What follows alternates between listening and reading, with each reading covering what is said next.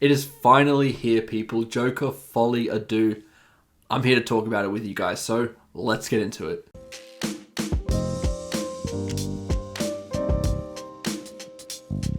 So this film had so much speculation around it being the follow-up to such a widely controversial film. Watching the first Joker, which was a film I really enjoyed, I was so surprised to see the conversation that happened afterwards. Really some of the dumbest arguments that I've ever seen surrounding a movie. Both sides completely missing the point of it and just being completely surprised by that. As a film, I thought it was magnificent in what it managed to achieve within its genre, and I didn't necessarily think it needed a sequel, and that is sentiment that you will hear across the internet because it told a very well-contained story about this character Arthur Fleck, played by Joaquin Phoenix. And it didn't seem like there was too much that we needed to explore there. Then we hear about Joker Folie Deux, a film which was said to be this musical which had everyone confused, and we now finally have it. We have finally seen it, and it is so divisive to the almost hated. I feel like a lot of people dislike this film a lot more than the first one, and I can understand why. I think as an experience, Joker Folie Deux is not as good as the first film at all, but it does have some merit, and I actually came away from this film really enjoying it. I do think this film is great, but it does not hold a candle to the first one. There are plenty of flaws which I'm happy to point out with you guys. So my big problem with this was to do with a lot of the aspects that happened within the first half of this film. I think it had a lot of trouble justifying its own existence in a lot of scenes. It felt like it was rehashing a lot of what we had in the first one, and it felt like Todd Phillips coming in and saying, "Look what we did, everyone. Wasn't it so amazing? Look at the arguments that it drew up. Yes, we had this big moment here and this big moment there. And yes, we all know about it. Everyone has talked about this movie so much over the past few years. I don't need to hear any more about it. We need to push this narrative forward. We need to build off what happened. I don't mind referencing elements that happened in the first one as this is a sequel, but we don't need to be showing a highlight reel in some aspects of the first movie because those images are already implanted in our brain. When a character is talking about a specific moment from the first film, we know what happened there. And you have Arthur kind of plodding along in Arkham and seeing what that life is like. And it's not too much different to what we would have imagined it being in the first place within this world. And so I was actually having some trouble connecting with this movie and finding a few more flaws in this than what I did in the first film, and not really quite enjoying it as much. But this film to me does pick up, and there's so much more to talk about as the film moves on and actually finds its footing. Roughly as we get into the second act, we get this introduction to Harley Quinn, played by Lady Gaga, who is fantastic in this role. I think Lady Gaga has proved to be a phenomenal actress, and she plays well off Joaquin Phoenix, who is once again a powerhouse performer here. I think that they both are really great on camera here, and some of the best elements of this film are the performances themselves. I think Todd Phillips' direction is not quite as consistent as it was in the first one, but there are some things to it that he does add, some creative choices which are controversial, which definitely worked in my favor. I think the use of Lady Gaga's character is quite fascinating as well. It does seem like it's building off this critique of some of the elements of the first movie and the way that people responded to the first movie. This sequel is very self-aware of the impact that the first film had, and the way that it builds on that were the elements that I found the most fascinating as we start getting some really bold choices which clearly don't agree with some people, but definitely agree with me. I think as the film goes into the more courtroom sequences, I think the film does find its footing and showcases some of the better aspects of the performances, especially from Joaquin Phoenix. He has some really showy scenes here that I absolutely adored. And yes, while it is rehashing a lot of moments that happened in the first one, I think its use in these scenes was a lot more purposeful as it was really proving to be a reflection on the character of Arthur Fleck and building on the narrative and making us question as an audience about this character in ways that some people might not have done previously. There's quite an interesting interview with Quentin Tarantino regarding Todd Phillips' direction in the first one and the way that us as an audience are almost manipulated into supporting the Joker character even though he's a lunatic. He wants to put you in his shoes in a sense. And when he is talking to Murray in this interview, you're kind of siding with Arthur Fleck in a way because the movie puts you in that position.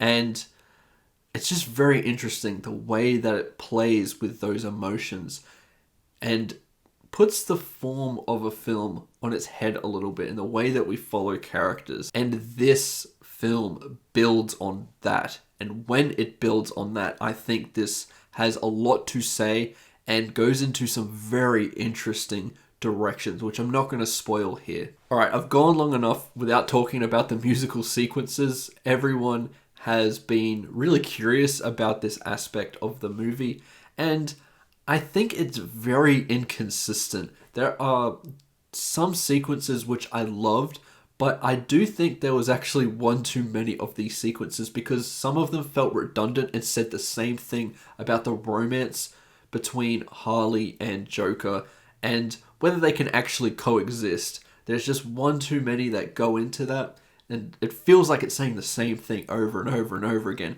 You start to get some different ones as we start getting into the third act of the film, which I really enjoyed. The best thing about the musical sequences, though, is that it feels like Todd Phillips gets to flex here stylistically. There's some really nice production design, some beautiful cinematography, lavish costumes and makeup. I really love those elements of the movie, and it goes into some more fantastical elements. And I do wish, in a sense, that Joker Folie dived into that a lot harder and really committed to it, building a lot more off the narrative with these musical elements rather than just one little portion of these characters' arc. I'm going to dance around what actually happens in the ending of the movie because I don't want to spoil it for you at all, but I do need to say that I really enjoyed the ending. It was very split with audiences. I think that people really love it or really hate it. I'm on the side that really loves it. I almost think it makes the movie kind of special. This, to me, is one of the better endings that I have seen in a movie this year. It's probably a hot take. It might make some of you upset, but I think this is the moment that has so much to say. And there are moments that feel like a very obvious interpretation of what is going on, but it is less of a critique on the character of Arthur Fleck as it reveals some things that I think were pretty obvious already, or some things that we could already surmise, so it makes sense that what is happening there happens. But I also think there is an interesting commentary on the way that blockbuster filmmaking is right now, especially in the superhero genre. There are a couple of frames in there that manage to say so much, and I really appreciated that, and it gives me something to think about and talk about. I know it's going to split people down the middle. There are elements of it that, if you looked at it a certain way, can feel very disrespectful, but I don't think that was the intention of the movie. So, in my eyes, I think it is bold and different and goes for something creative within a genre that is so bankrupt of risky choices artistically. And that's what frustrates me the most about the commentary around these movies. Yes, there are elements that are definitely pulled off from other movies and derivative of some other elements, but in some aspects you have to give it some credit for trying to do some different things artistically. Once again, within a genre that feels so tired. You know, there was a tweet put out this very day about audiences maybe now having a say in the way that movies are going to play out because producers don't want to see audiences be upset about a movie. Look, I think that is so silly. I think crowd pleasing can work for certain genres of film, but as a whole, It is not up to the audience to make the movie. It is up to the filmmakers. They need to show us something that we didn't know we wanted. That is their specialty as someone who has a lot of creativity. And if audiences want to feel safe artistically within a movie all the time, we're not going to get anything special. We're going to get the same generic stuff that feels so safe with spin-offs, sequels, all the stuff that I think a lot of people critique about Hollywood. You're going to see more of that. And I do think, in a sense, a lot of people really want to see that, because a film like Joker Folie Deux, while not perfect, definitely flawed, does take some risks that I think are worth acknowledging, that even if you didn't agree with it, you can go, hey, at least they tried to do something different instead of just being the same tired shit over and over again. So in that aspect, I have to give this film a lot of credit. But it's not just bold stupidity. I think that ending and a lot of elements in this movie were really great and do manage to say a lot.